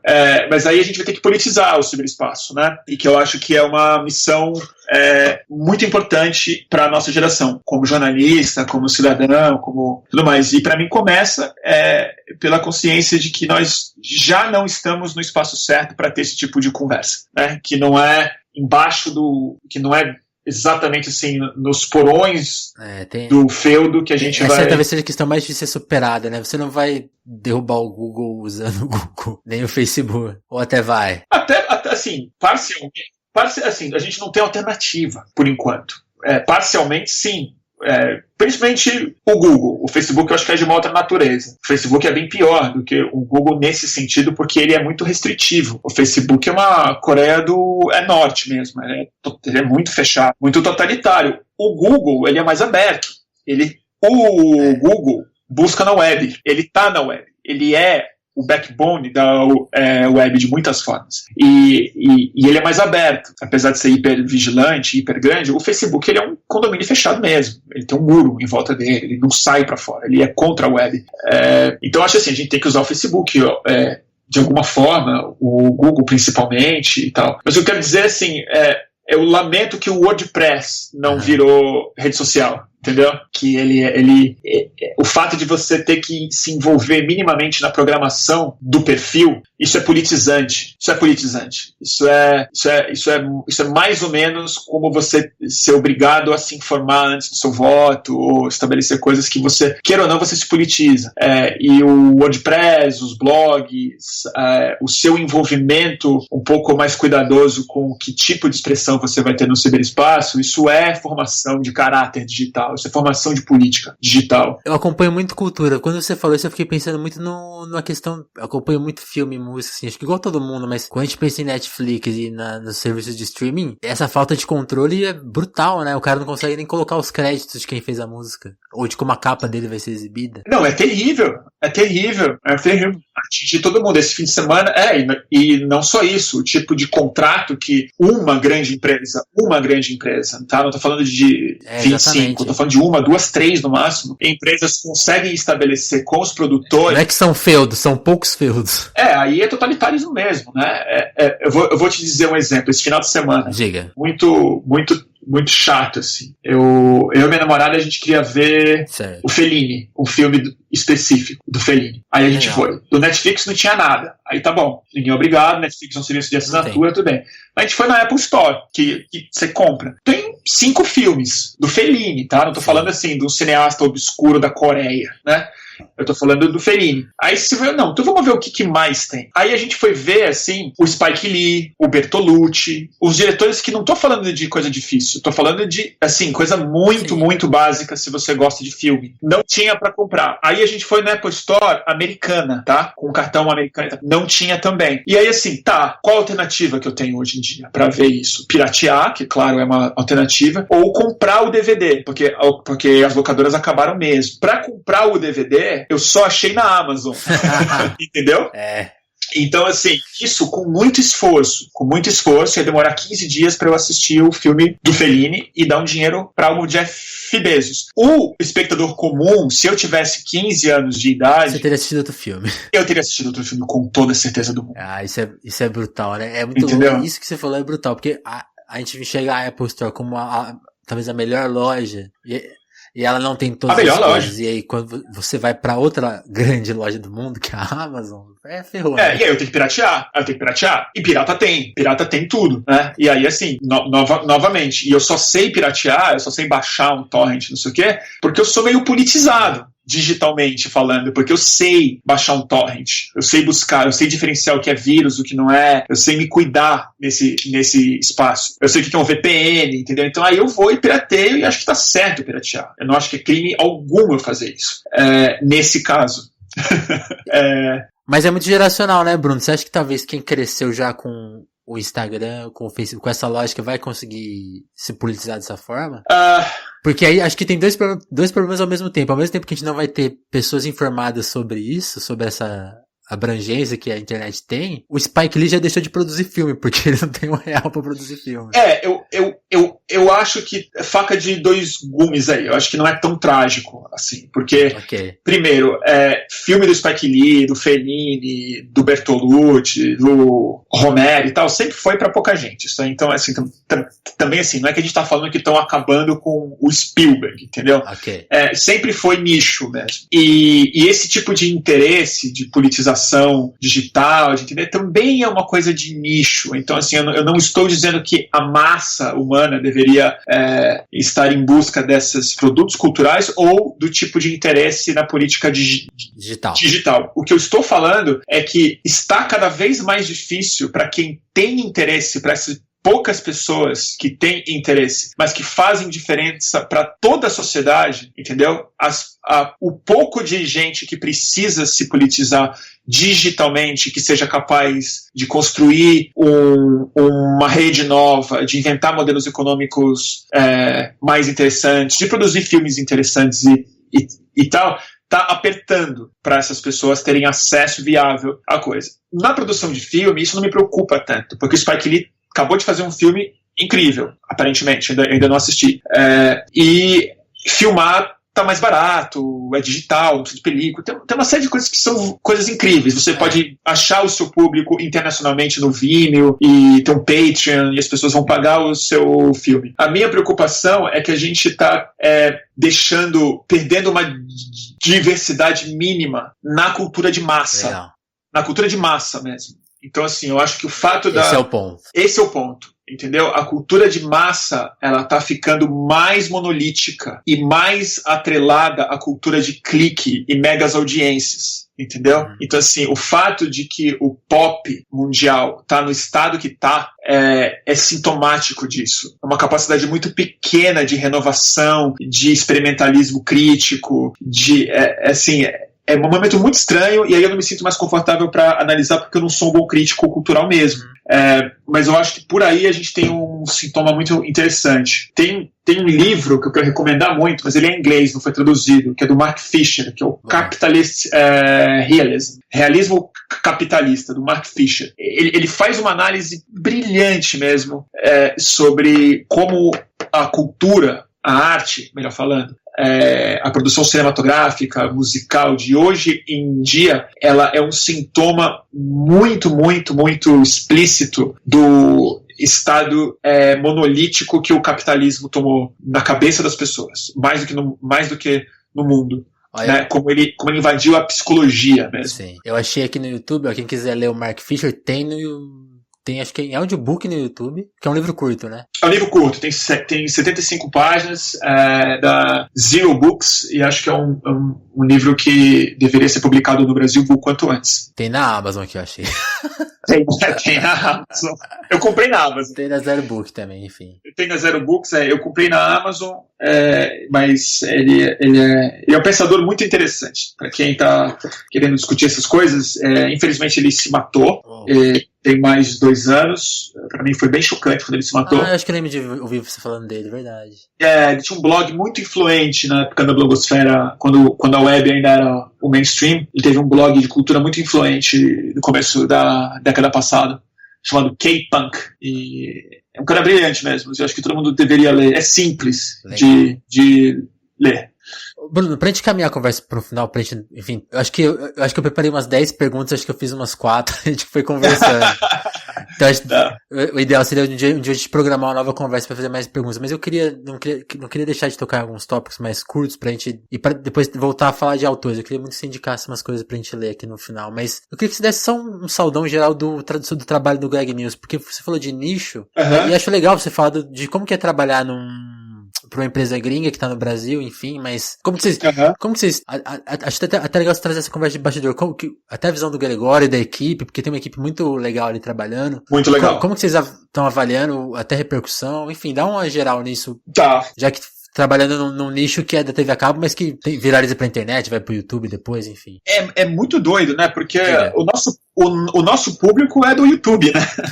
Assim, a gente faz piada com isso no Greg News com muita frequência, que ninguém tá vendo na HBO, né? A gente sempre brinca com os 6 assinantes que a HBO tem no Brasil. Eu sei que é bem mais do que isso, mas no fundo a gente sabe que o impacto que o Greg News causa, a gente sente isso imediatamente em rede social, é quando sobe no YouTube. Ou mais do que isso. Quando pirateia no Face. Quando pirateia no Face, que é o que a gente não pode fazer, por contrato. Então, a gente não pode ter um perfil no Facebook que põe o conteúdo diretamente no Facebook, alguém vai e põe e tem 7 milhões de views e tal. Mas, o mais interessante desse processo é que, assim, a HBO, ela nos dá muita liberdade. O contrato, a gente teve o grande privilégio mesmo de ter um contrato dos mais libertários da TV, eu imagino, que a gente não tem dinheiro de fundo do governo, de Rouanet ou de fundo audiovisual, não porque a gente ache errado, eu acho que o fundo é uma coisa boa, eu só acho que a gente não teria a credibilidade que a gente precisa ter se antes do programa começar tivesse um logotipo do Michel Temer, entendeu? Aquele Brasil feioso dele lá. Nossa, aquela bola. Seria um pouco complicado. A HBO compreendeu isso, paga o dinheiro do próprio bolso, que é muito difícil no Brasil. E outra coisa do nosso contrato é que a gente tem autonomia editorial.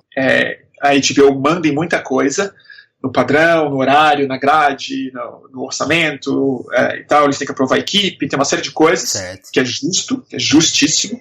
Afinal, e eles têm a aprovação dos advogados também, que é algo muito importante, né? Eles têm uma palavra que está correta, que eles são os responsáveis se tomou um processo o programa, então eles têm muito cuidado com direitos autorais, com certos tipos de ofensa ou de injúria que poderia ser colocada, então eles podem dizer, essa piada aqui a gente não consegue autorizar, e a gente compreende. Porque a gente não vai bancar jurimente, né? Enfim. Porque realmente, assim, é isso. Eles aqui vão tomar o processo na cabeça. E não é só de ofensa, que não é o mais importante, diga-se. Sim. O mais importante é de direitos autorais e direito de imagem, que no Brasil é muito complicado isso.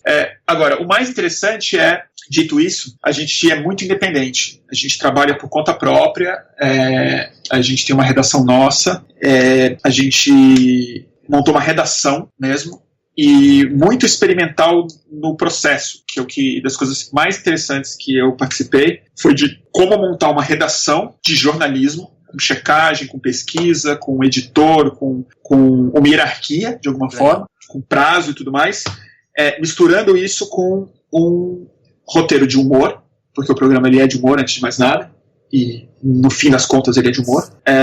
Então, assim, trabalhar com roteirista e tal, o que para mim tem sido uma das experiências mais legais que eu poderia ter tido nesses últimos anos, porque o que eu mais sinto falta no meu emprego, vou te falar, não é nem salário, viu? É redação, porque trabalhar sozinho é difícil. Sim, conheço. Redação é um lugar, assim, fantástico, você precisa dela, é onde você conversa, é onde você troca fonte, é onde a pessoa diz que o seu texto não tá legal, é onde... Esse processo de edição prévia realmente faz muita falta. E ele não funciona tanto por e-mail, que é o que a redação acabou virando, né? O editor te lê e manda uma canetada. A minha vida foi reunião de pauta. Sim. Eu não era um repórter tão bom quanto eu era um bom repórter em reunião de pauta. E era lá que os títulos, as ideias, as fontes, a revista aparecia e eu aprendi a ser repórter assim, conversando com o meu editor, com o meu texto na mão, assim, falando, isso aqui não tá bom, não é assim que se faz e tal. E isso eu voltei a fazer isso numa redação e aprendendo a fazer uma coisa que eu só sabia fazer na minha vida privada, que é humor, né? Profissionalmente eu não tinha que fazer isso. E aí o grande mérito do programa é da Alessandra Orofino, é diretora geral do programa, que é um talento absurdo e uma capacidade criativa, executiva, de gestão, assim, psicológica, um amor de pessoa, uma das minhas melhores amigas hoje, e ela coordena essa equipe de maneira muito, muito brilhante. E eu tenho a sorte também de ficar hoje no meio de campo entre o humor e a pesquisa. Então eu não só sou jornalista, mas eu eu faço muito argumento junto com o Greg e com a Alessandra, a gente fecha o roteiro junto, e acho que é um dos caminhos para o jornalismo, não necessariamente o humor, mas aí eu quero dar uma palavra mais otimista, depois de ser tão catastrofista nessa última hora, mas que é o jornalismo, na hora que ele se desmonta como modelo industrial, na hora que ele não funciona mais como uma estrutura fechada de processo, ele tem uma sorte, que ele não é tanto uma estética quanto uma ética. O jornalismo, ele é um modo de pensar o mundo e a realidade. E ele seria muito benéfico se todas as pessoas tivessem esse kit na sua cabeça. Então, na hora que a gente não consegue mais ganhar dinheiro numa redação de hard news, a gente pode ser muito útil e interessante e economicamente viável como parte de equipes de humor, de roteiro, de pesquisa, de transformação de relatórios em produtos interessantes para o público, como publicidade. Como publicidade. Sim, é para onde a maioria das pessoas estão indo, né? Por conteúdo, que eu acho absolutamente justo e justificável do ponto de vista individual das pessoas que façam isso e que ganhem dinheiro e que paguem as suas contas, mas eu me preocupa muito que a gente acredite que o jornalismo indo se fundir com o conteúdo de marcas ou de empresas seja o caminho natural e positivo para a nossa profissão. Eu não acho que seja. Eu também não. Eu tive uma experiência e digo assim, realmente é limitante até porque as fontes já entendem o que está acontecendo ali, que tem uma empresa... Todo mundo entende. E assim, é muito possível você fazer eu acho possível mesmo você fazer uma boa mídia, imprensa, vamos dizer, de esporte, de cobrir maratona, só com a Nike, entendeu? Fazendo alguma coisa. Pagando. Eu acho possível. Eu não acho possível falar sobre mudança climática paga por nenhuma empresa. Exato. Eu não acho possível investigar o mercado imobiliário de São Paulo, eu não acho possível falar sobre gentrificação, falar sobre saúde de maneira racional, e não acho que cumpre a função pública mais importante do jornalismo, que é mostrar o que as empresas não querem que você veja. Sim. Então, assim, nesse sentido, eu sou um pouco preocupado com o excesso de mais indo para esse caminho, mas, novamente, individualmente, não dá para julgar uma pessoa que faça isso. Faz muita parte e as pessoas precisam se virar e pagar as suas contas mesmo. Eu só não acho que a gente pode olhar para isso como algo muito positivo, porque eu não acredito que seja. Agora, o jornalismo tem muitos caminhos. De novo, eu não posso chegar aqui cinicamente e falar que o caminho é tal, ou o que eu segui, porque eu comecei falando que eu tive muita sorte de ir pro Greg News, porque não tem 2 programas assim no Brasil hoje, os canais não dão essa liberdade toda, né? E a gente vai fazer uma temporada no ano que vem, então ele está dando certo pro canal. Então, realmente, sim, é muito interessante, mas a minha provocação vai nesse sentido. Assim, gente, se tem uma vantagem do modelo de negócio ter implodido, é que pelo menos a gente pode ser mais criativo no conteúdo. Sim. Então, é isso que eu recomendo que as pessoas fazem. Esse programa que você faz aqui é super interessante. É um negócio que, em tese, vai na contramão do que se espera da internet, 1h30 de conversa, 2 horas de conversa, mas a gente sabe que tá cheio de gente interessada em ver coisa mais longa e eventualmente financiar isso se achar que é muito bom o que você faz. Abrindo, assim, o meu pensamento vai muito nesse sentido, porque, tipo, até num grau não só financeiro, mas até de interesse de se realizar, né? Como você falou, quando você enxergou ali o jornalismo sendo trabalhado com humor, você abriu, você levou a ética do jornalismo pro outro campo, né? Até tem um episódio que ainda não saiu, mas sobre fake news, que a gente voltou a tocar no ponto que você tocou anterior, mais pra trás no papo, que é de formato. Quebra a lógica. 1h30 de conversa, a gente apresenta outras ideias, tá? Conversando, né? Então, tipo... Não tem como você... Eu acho que o jornalismo baseado lá, tipo, a Folha de São Paulo, por que ela é tão hackeável pra fake news? Porque ela tá presa naquela paginação que você vai lá e muda um título. Exatamente. A estética.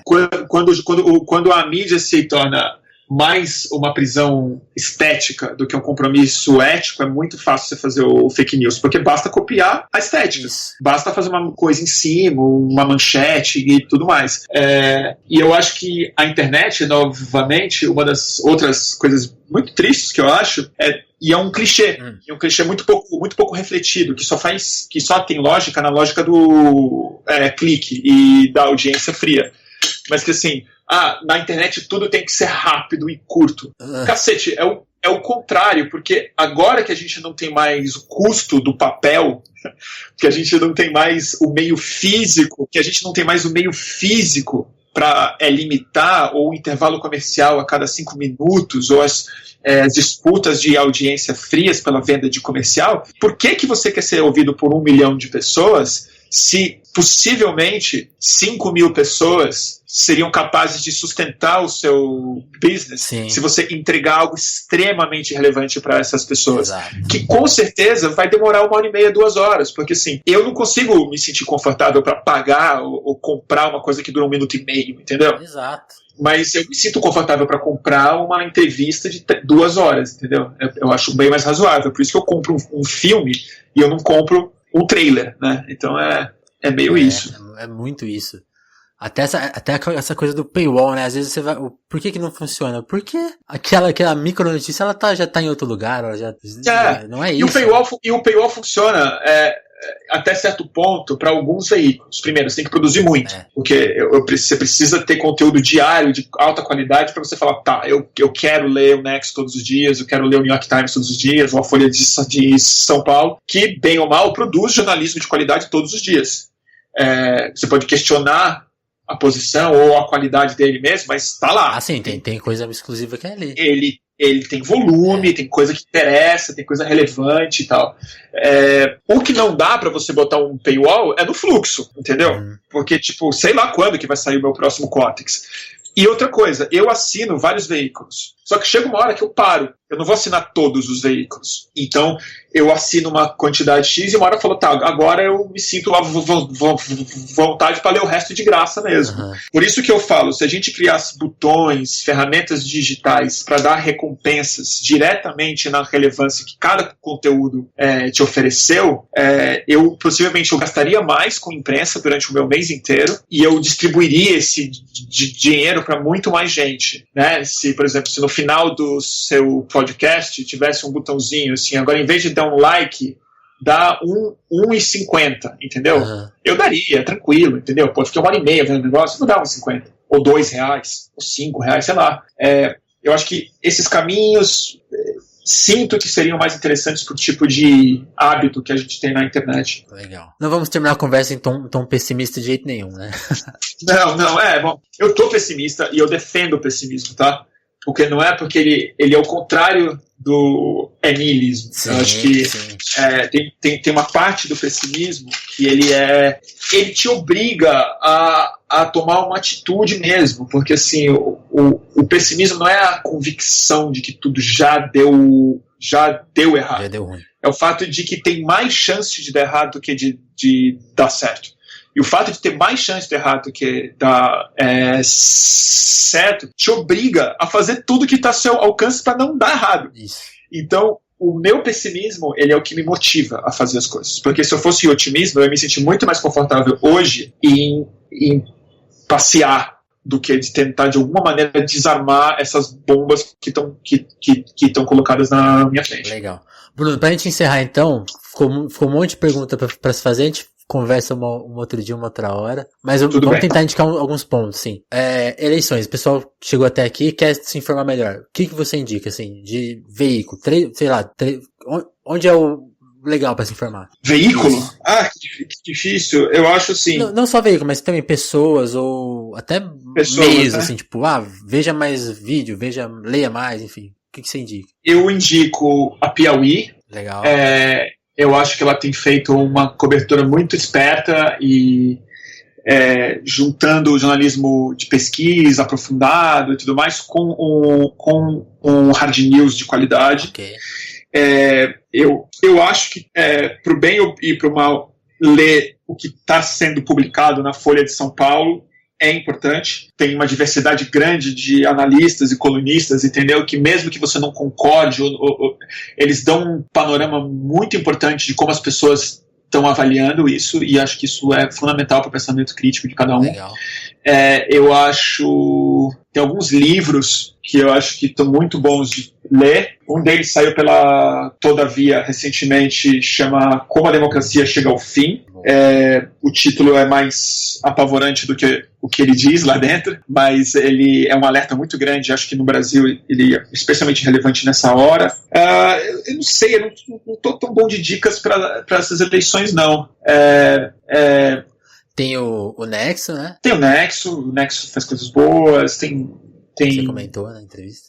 E eu tô assim, eu vou te falar, eu acho que eu sou pouco criativo nas minhas fontes, porque eu de alguma maneira eu tô com a minha cabeça feita já, assim, eu não tô tanto em dúvida. Entendi. Eu tô perplexo, eu não tô muito em dúvida do que está acontecendo. Eu acho que para quem acompanhou tão de perto esse processo quanto eu e muita gente nos últimos anos, eu estava na rua, estava na rede, eu li tudo, eu vi as pessoas, eu acompanhei as sabatinas e tal. Eu estou mais observando e tentando conversar do que assim, tentando refletir alguma coisa muito original.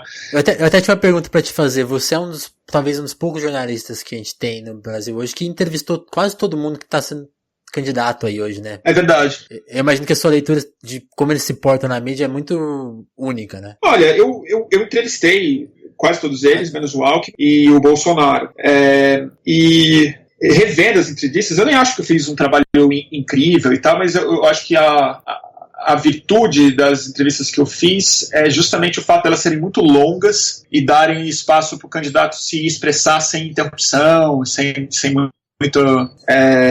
muito filtro. E em momentos onde eles não eram os candidatos, né? Exatamente. Então eles também estavam um pouco mais à vontade para falar o que eles pensavam sobre as coisas, né? Um pouco menos assustados e risco e tal. Mas assim, eu tenho muito respeito por quase todos os candidatos. Eu tenho muito respeito pela Marina Silva. Eu acho que ela sofre muita injustiça na forma como grande parte das pessoas que eu mais gosto e respeito também e tal, consideram ela uma direitista traidora, um negócio meio louco, assim. Acho que eu não pretendia votar nela esse ano. Uhum. Eu considerava votar na Marina Silva se fosse ela a opção mais razoável para ganhar do Bolsonaro. Claramente ela não é mais, mas eu acho ela uma pessoa muito digna e muito inteligente. Acho o Ciro Gomes, eu realmente acho que o defeito que as pessoas apontam no Ciro Gomes é uma das coisas que eu mais respeito nele, que é o fato dele ser... Qual dos defeitos que é bom? O defeito dele falar muito, uhum. Dele não ter filtro, dele não ter autocontrole. Eu não considero falta de autocontrole. Eu acho que indignação expressa é uma das virtudes de um político interessante, porque é o seguinte, eu acho que tem dois motivos para você querer ser presidente do Brasil. Um deles é a vaidade, o outro, a ganância. Eu prefiro os vaidosos, 1000 vezes, porque assim, quando a pessoa está querendo ver o nome dela virando avenida, sendo nome de universidade, virando estátua. Infelizmente, eu acho que é a motivação certa. Porque só uma pessoa muito louca vai querer ser presidente do Brasil. Ninguém normal vai querer ser presidente do Brasil. Ninguém saudável quer ser presidente do Brasil. Ou senador da República. Ou você gosta de ser autoridade ou do dinheiro, da coisa mais mesquinha mesmo, o poder pelo poder, o seu grupo de interesse, e aí você tende a se fabricar mais, a ser mais hipócrita, a mentir mais, ou você está nessa por uma vaidade real. Quando essa vaidade ela é combinada com uma indignação real em relação ao que está errado, e ela se expressa com palavrão, com xingamento, com chamando o presidente da República de filha da puta, eu acho isso um bom sinal. Eu acho isso que assim, que bom que o cara diz isso com todas as letras. Chama o presidente da República de canalha filha da puta. Chama o cara do exército de jumento de carga. Eu acho isso uma virtude do Ciro Gomes. O problema do Ciro Gomes, eu acho que é outro. Que eu lamento muito o defeito que o Ciro Gomes tem. Que eu acho que ele tem uma cabeça econômica presa ao século XX, cronicamente. E o desdém com que ele trata as questões ambientais, climáticas, que eu acho que é Acho que ele não entende mesmo. Eu acho que a visão de meio ambiente que ele tem, ela é muito aquele papo dele de suruba de peixe, de eu fiz energia eólica no Ceará, como é que vai colocar energia elétrica pro seu iPhone e tudo mais. Ele não entende que, tipo, que o clima não é meteorologia, que meio ambiente não é floresta, não é peixe, é outra coisa. E para um cara tão inteligente, eu lamento que isso não está no centro da prioridade política e econômica dele. Você não acha que é mais você acha que é mais pragmatismo ou é mesmo incompreensão? É difícil responder. Eu não sei. Eu tentei tirar dele isso, não só na minha entrevista, eu tentei tirar isso dele pessoalmente, fora das câmeras, em outra reunião que eu encontrei. E ele tirou sarro na minha cara, na frente de muita gente. Foi bem difícil, bem desconfortável. Continua tendo o meu voto, ainda o respeito muito. Sim. Mas, assim, ele fez quase bullying comigo quando eu falei de solar como uma alternativa para a produção de energia de massa no Brasil. Muito legal essa visão, né? Porque a gente vê muito quando... Achei muito legal essa que você falou, porque justamente você tentou... Fala só inteligente, e nem assim... Não, assim, eu estava desafiando também o discurso que ele estava fazendo em relação a Belo Monte. Ele estava fazendo a defesa de Belo Monte. Eu falei que a China havia instalado em questão de meses o equivalente elétrico produzido por Belo Monte em painéis do sol. Em vez de responder, eu posso estar errado, eu posso estar falando uma besteira, realmente acho que eu posso estar falando uma besteira mesmo. Posso não ter todos os fatos na minha mão. Mas o Ciro Gomes não respondeu de uma maneira racional ou argumentativa. Ele fez bullying comigo. Bullying, assim, do jeito dele. Não me senti humilhado, nada disso, mas eu fui motivo de chacota numa reunião com 40 pessoas. E eu não achei justo, porque, assim, novamente, assim, do que você está falando? Você quer fazer mais hidrelétrica na bacia amazônica mesmo? É isso mesmo que você está falando? E eu acho que isso vem da vaidade introjetada do Ciro Gomes. E aí não é nem compreensão e nem pragmatismo. É o fato de que o Ciro Gomes realmente ele tem certeza de que ele sabe mais do que todo mundo. E eu acho que em grande parte dos casos ele está certo. Eu acho que o Ciro Gomes ele é incomumente bem informado sobre múltiplos assuntos complicados. Economia, tecnologia, questão geopolítica e tal. Mas eu acho que o Ciro Gomes ele está preso num modelo mental do século XX que não reconhece o tamanho da bucha e o tipo de desconstrução de paradigma que a gente vai ter que fazer para o século XXI acabar de maneira menos terrível. E eu acho que, assim, isso é muito ruim ouvir ele dizer, ele não chama agrotóxico de agrotóxico, sabe?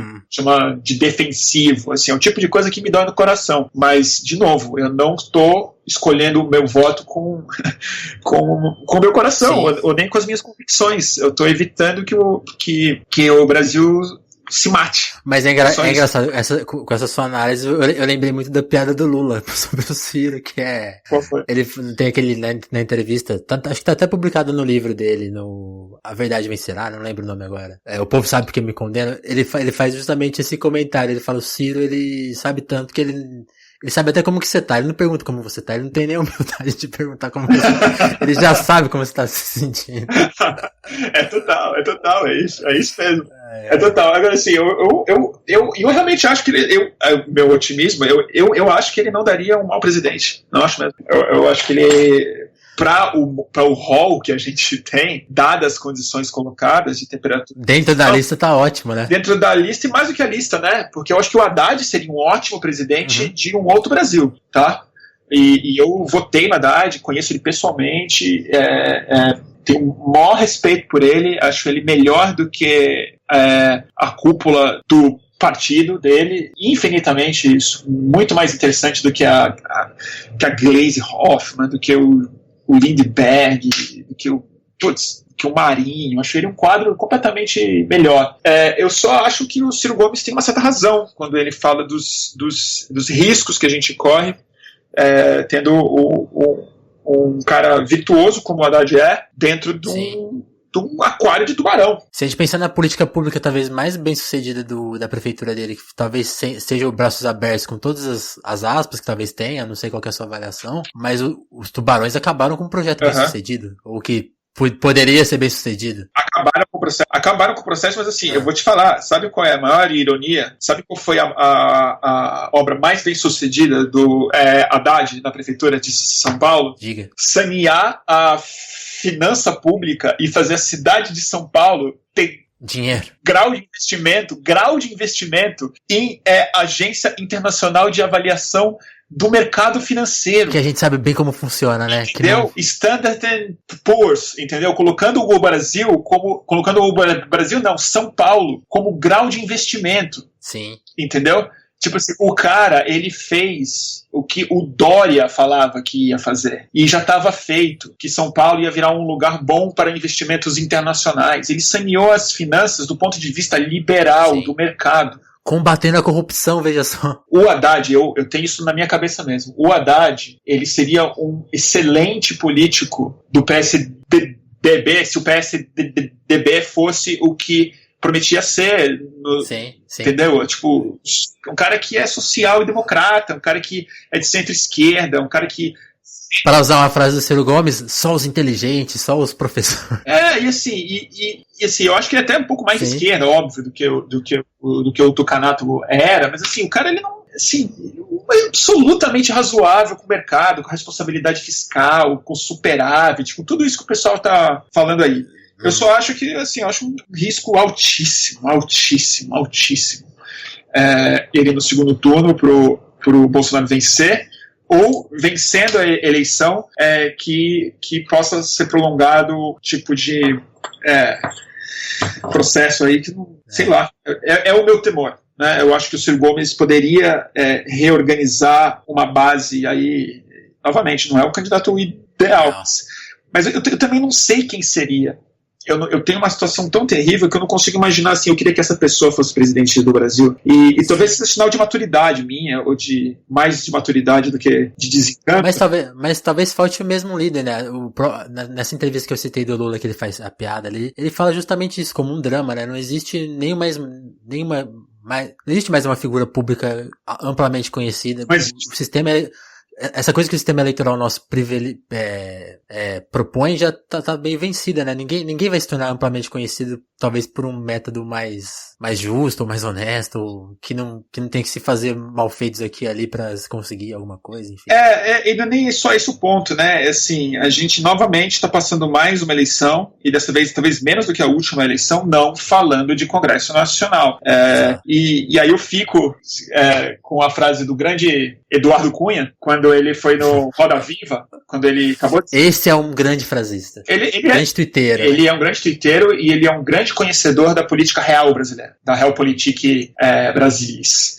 Que o cara foi no Roda Viva assim que ele ganhou a presidência e ele foi tratado a pão de ló, assim, tipo, chegou agora o nosso, né, o cara que vai... Alguém tá na sucessão presidencial, né? Alguém vai resolver essa fraude que foi a eleição da Dilma Rousseff e tal. E aí perguntaram pra ele, assim, sobre o impeachment. E aí, o senhor vai fazer o impeachment? E tava o João Dória, foi o João Dória que fez essa pergunta. Todo mundo devia ver esse Roda Viva. O João Dória tava de... Vou linkar no podcast. Tava de entrevistado. Tava de entrevistador, como se jornalista... Afinal, um jornalista. Como se jornalista fosse para entrevistar o Eduardo Cunha, e ele só queria que o Eduardo Cunha reconhecesse que a Dilma tinha cometido um crime e que o impeachment tinha que ser colocado. O Dória falando isso. E o Eduardo Cunha negando. Não é o caso de impeachment, não é o caso de impeachment. Aí uma hora ele responde, o Dória, e fala, olha, o problema é que o Brasil é presidencialista, mas a Constituição é parlamentarista. Sim. Eu sei que é um clichê dizer isso, mas quando vem da boca do Eduardo Cunha, isso ganha uma dimensão muito mais importante. Sim. Que é o seguinte, se ele está falando isso, ali ficou claro, não só para o Eduardo Cunha, mas para a bancada e para o Brasil inteiro, que o Eduardo Cunha naquela hora não era presidente da Câmara. Tinha a chave. Era primeiro-ministro. Exato. Ele era primeiro-ministro. E foi isso que, na minha opinião, O Temer virou. O Temer não é o presidente do Brasil. Ele é o primeiro-ministro do Brasil. Porque foi o Congresso Nacional que falou, não, o nosso líder é esse aqui, ó, entendeu? E é isso que a gente corre o risco de repetir nos próximos anos, porque o Congresso viu que pode fazer isso, que dá para fazer isso, e que não tem consequência nem eleitoral de fazer isso. Sim. Para os tucanos teve, e foi bem feito. Mas e para o Centrão? Aí a gente vai ter que ver no final dessas eleições. Então, assim, vamos lá, torço para que dê tudo certo. Vá quem for para o segundo turno. Haddad, Alckmin, Marina Silva, Cabo Daciolo. Eu torceria muito pro Cabo Daciolo nessa cenário atual. Eu faço campanha pro Daciolo virar presidente do Brasil no lugar do Bolsonaro. E é só isso. É tipo assim. Até porque o Daciolo tem boas propostas, né? Derrubar símbolos do capitalismo, eu apoio. Cara, assim, se a gente já tá vivendo uma alucinação coletiva, pelo menos a do cara é mais assim, é mais exuberante. Né? E assim, só o cara de falar de derrubar a Estátua da Liberdade das lojas Havan, eu já acho uma plataforma que eu consigo aderir. Legal. Mas é realmente isso que você tocou, né, Bruno? Falando sério, a bomba tá no Congresso, porque a lei do impeachment, que não foi propriamente respeitada no impeachment da Dilma Rousseff, já foi, talvez, eu não tenho aqui uma análise muito acertada. No Collor tinha o crime de responsabilidade provado, enfim, né? Tinha o dólar e tudo mais, né? E na Dilma Rousseff não teve isso, é fato. Mas essa lei do impeachment que também já tá meio provada que foda-se a lei do impeachment, tá escrito lá, mas se votou na época até pra se seguir ela, mas se votou, né? Poderia ter seguido de uma forma mais rápida, né? Na época que eu lembro. Mas ela tá aí, né? E talvez a única forma de desarmar um impeachment futuro é desarmar o Congresso, né? E aí seria pior ainda, né? Que é o que o Mourão falou, né? O Mourão falou, e assim, eu vou te falar, o Congresso Nacional dissolvido por um presidente da República em nome do combate à corrupção, entendeu? Ele tem amparo popular, porque é o seguinte, o Congresso Nacional, quando ele se confunde com a instituição, quando os eleitos se confundem com a instituição, quando a instituição vai junto. Então, o problema é que se o Bolsonaro fizer algo assim, o Mourão fizer algo assim, estabelecer que, vamos, por um tempo, dissolver o Congresso Nacional para fazer uma Constituição sem esses bandidos que estão aí, assim, quem vai discordar? Porque quem discordar vai ter que se ver defendendo o mandato do Valdemar Costa Neto, entendeu? Vai ter que... Do Eduardo Cunha.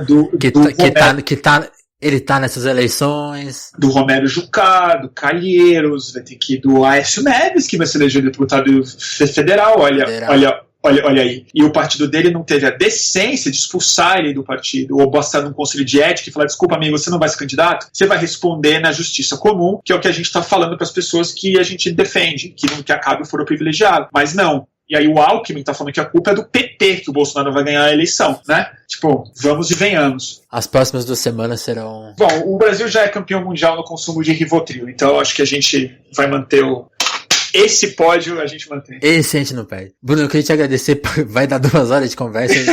Pois desculpa que quando eu falo muito. Mas esse é o objetivo, acho que foi muito legal e esclarecedor, assim, você trouxe muita informação pra gente. Eu queria, até tinha uma pergunta assim, conta uma coisa que ninguém tá vendo, e a entrevista foi acho que inteira isso, bastante informação mesmo, pra gente se atentar e se informar. Valeu mesmo, Bruno, queria te agradecer mais uma vez, e vamos ficar de marcar mais uma conversa, quem sabe depois das eleições aí. Fechou. Um panorama do que vai acontecer. Valeu, Vinícius, brigadíssimo, e um abraço pra o pessoal que está escutando até agora. Valeu, pessoal. Valeu, Bruno. Obrigado pela paciência. Valeu.